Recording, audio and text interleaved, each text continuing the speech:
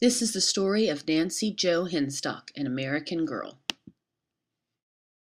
Born and raised in Hollister, Idaho on a small farm, Nancy Jo's parents owned the local general store, Dude's Texaco, which served the Twin Falls community. Nancy was a good student, member of the high school chorus, and graduated a Filler High Wildcat in 1955. But she dreamed of bigger things, colorful worlds away from the meat and potatoes farm life of rural America. This swell girl decided that graduation was a time for change, and when she met Homer Norris, jaunty Air Force man, she knew her road was his. On her 18th birthday, November 1955, just months after graduating, Nancy and Homer married, and she moved out of her parents' home to start a new life, and the adventure began. Stationed at Johnson Air Force Base in Okinawa, Japan, for 3 years Nancy and Homer lived in a small Japanese apartment, experimented with Japanese cooking, and cultivated a love of Japanese art that would last the rest of Nancy's life.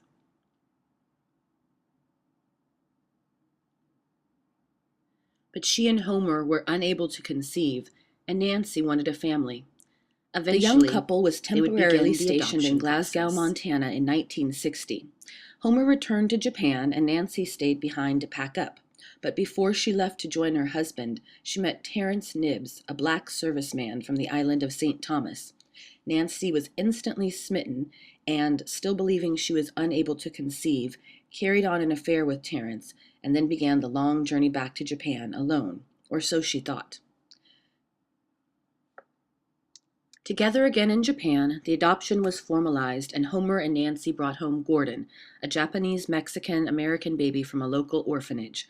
But the family was about to get a very unexpected addition. Nancy was pregnant. In the early 60s in America, relationships between black and white were at best frowned upon and taboo, and at worst illegal.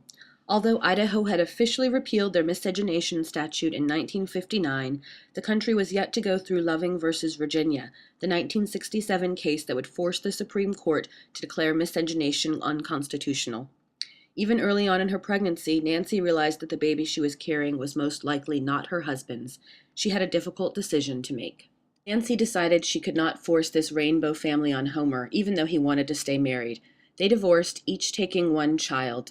Homer and Gordon stayed in Japan, while Nancy and the new baby, Teresa Janae Norris, moved back to Idaho. It was not easy introducing her half-black baby to her all-white family. There were arguments and fights and harsh words, and Nancy's relationship with her sister June would never be the same. But Emma and Elwood Henstock accepted their first grandchild unconditionally, and little Terry was brought up running around the general store, learning to keep house with her grandma, and generally being a happy, carefree child. But Nancy was not happy back at home. Adventure called. So they took off again, staying first in Ogden, Utah, then Jackpot, Nevada, before coming out to California, where they settled for good.